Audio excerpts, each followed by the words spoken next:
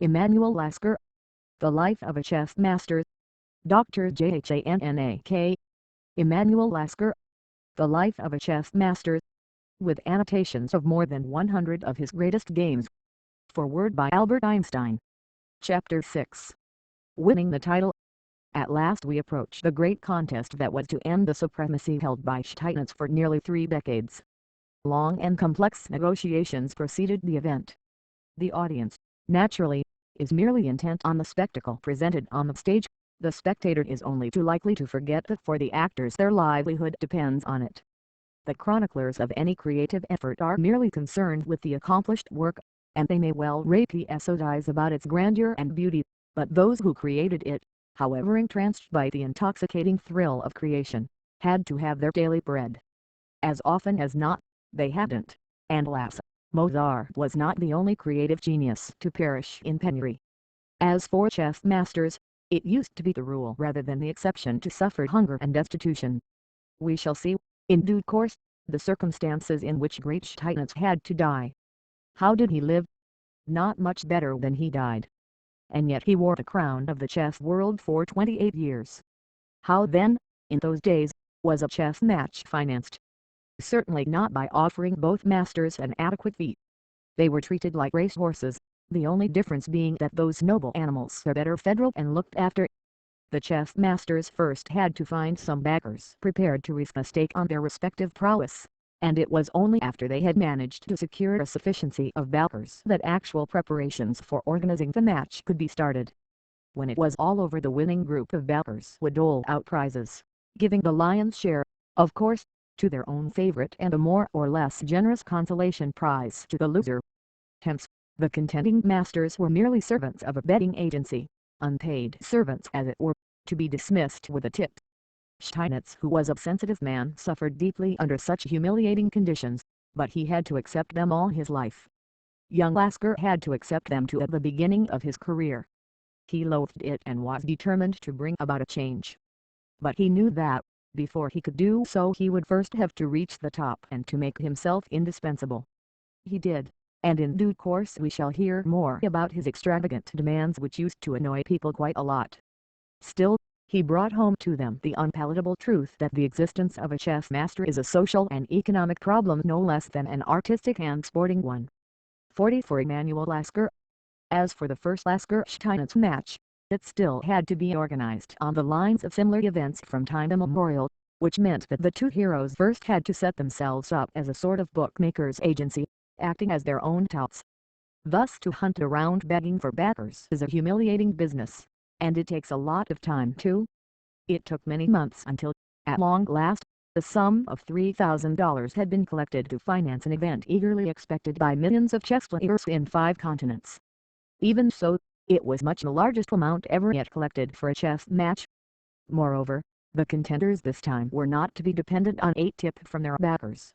A guaranteed fee was fixed, $2,250 for the winner and $750 for the loser. The match was to be played at New York, Philadelphia, and Montreal, and it was to begin on March 15, 1894. All the world knew that Steinitz had aged. He was tormented by gout and hobbled about painfully with stick and crutches. To give his opponent the odds of 30 years and good health seemed an excessive handicap. Even so, and nothing could be more significant of the dominating personality of Wilhelm Steinitz, even so, and though no one really liked him much, almost everybody expected the sick old man still to be unconquerable and to stand at least an even chance against his ambitious young opponent. That no one really liked him was due to his queerly impenetrable style at chess, no less than to his being a grouchy old man. Steinitz had come to be almost a nightmare for his contemporaries, but he had come to be a legend too.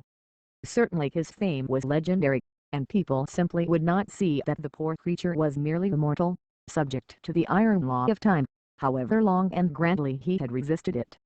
In the first phase of the match, Steinitz still managed to put up some real resistance. He built up his games as carefully as he knew how, and with that immense positional judgment and experience which, over the decades, he had made his very own tradition. In almost every game he secured some positional advantage, and sooner or later, almost invariably, he could claim to have the better position. But his opponent had better nerves, stronger stamina, more flexibility, shrewder tactics, and above all he was a psychologist. He sought uncommonly difficult complications and deliberately went on dangerous ground near the precipice. By rights he should have faltered and fallen. But it wasn't Lasker who faltered, it was Steinitz who fell into the abyss. It wasn't the theoretical pros and cons of certain opening variations, it wasn't sound strategy that decided the struggle, it was rather a matter of tactics, and even more the man-the-ideal of the younger and shrewder man, his mental. Winning the title 45. Power of resistance, his greater self-control, his deeper knowledge of human nature. Lasker won the first game, Steinitz the second, Lasker the third, and Steinitz again the fourth. The fifth and sixth game remained undecided, and since draws were not counted in that match the score after 6 games was still 2-2. But now Lasker's tactic of psychologically undermining his opponent's confidence began to take full effect. The next phase of the match was a landslide, and for Steinitz it seemed to indicate total collapse.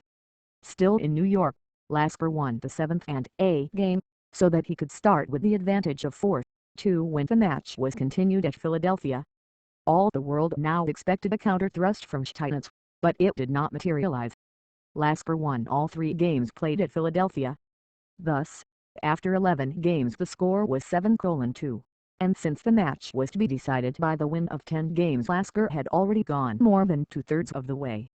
It seemed that he would have to play barely half of the 30 games which most experts had forecast as the minimum number required to reach the decision.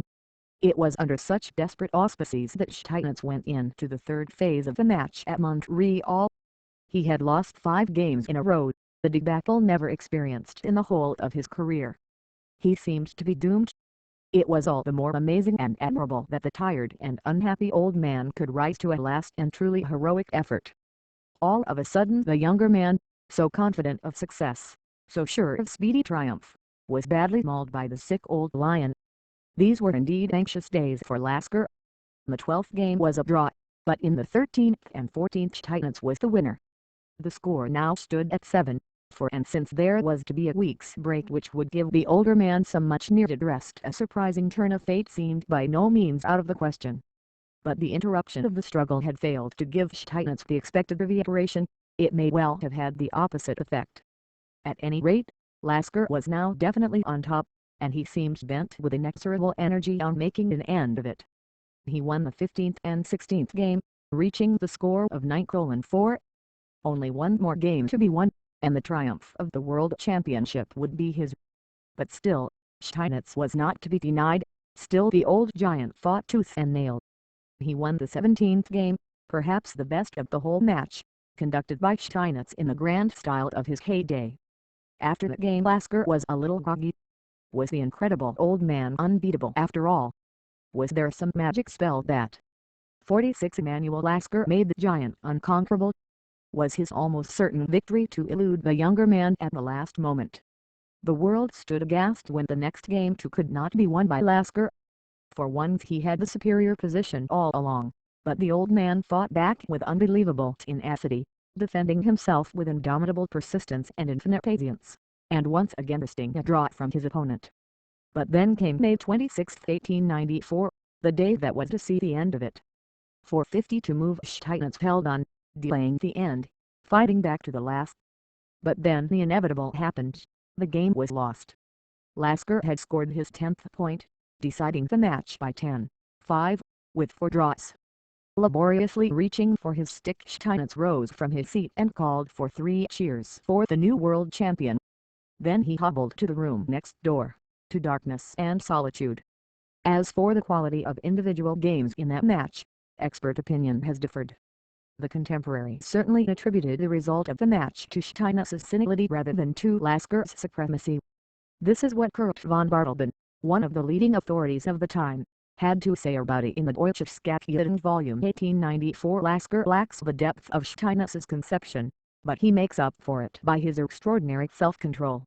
His game is almost faultless, and that is the main reason for his victory.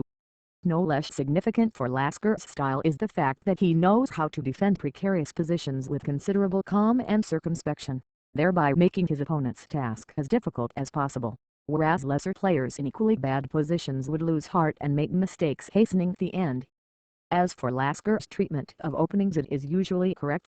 but never particularly dominating.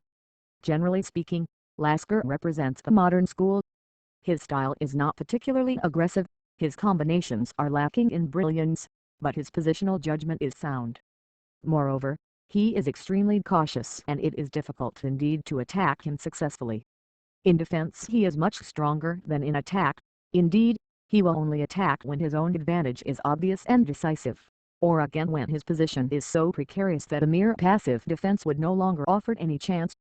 The consensus of public and expert opinion among the contemporaries was much the same, and varied understandably too. In those days people could not possibly understand that when Bartleby spoke of a position so precarious that a mere passive defense would not do, he was really, even if unwittingly, pointing to the wing Thursday 1 ele 47. Very core of Lasker's philosophy as applied to chess. Bartleby and others could not yet see that the very precariousness of such a position was deliberately sought by Lasker, being the very precipice to the edge of which he would lure his opponent. It took a long time for the experts to get away from their erstwhile notion that Lasker's play was correct, but not very transient. In point of fact, it was anything but correct in terms of erudite book knowledge, and it was transient in a very much deeper sense than the non-psychologists of the Tarrasch school could possibly grasp in those days. It was a pity that Steinitz could not see how deeply rooted Lasker's supremacy really was. It was a pity that, rather than reciting with a grand gesture, the old man fanatically persisted in his belief that one day he would get his own back and that his first defeat was merely due to physical infirmity. That was an opinion shared by Dr. Tarrasch, who made no secret of his conviction that the new world champion would fail to stand up to a really serious test, particularly if he was to be tested by himself. It is only fair to add that the widespread doubts about Lasker's real prowess were largely based on the fact that, prior to the match with Steinitz, the young man, however successful in several minor events, had never yet been tested in a great international tournament, except perhaps at Amsterdam. In 1889, his first tournament where, after all, he had been merely runner-up to Bern. In the meantime, had not Tarrasch won as many as for major events, Breslau, 1889, Manchester, 1890, Dresden, 1890 to Leipzig 1894 all in a row? And were there not quite a number of other newcomers, such as Litka, Teichmann, Janowski, Marco, Wildbrod, each one of them perhaps no less talented than young Lasker? True enough, no one of them had beaten Steinitz, but who could deny that they might have, if given the chance? Evidently, public opinion after the match was inclined not to think too highly of Lasker's victory, which seems odd enough, considering that before the match the same public opinion refused to believe that the legend of the old man's invincibility could be destroyed by his young challenger. What most of the experts now expected was that young Lasker was merely a stopgap until someone greater, probably Tarrasch, would rightfully assume Case's coveted crown.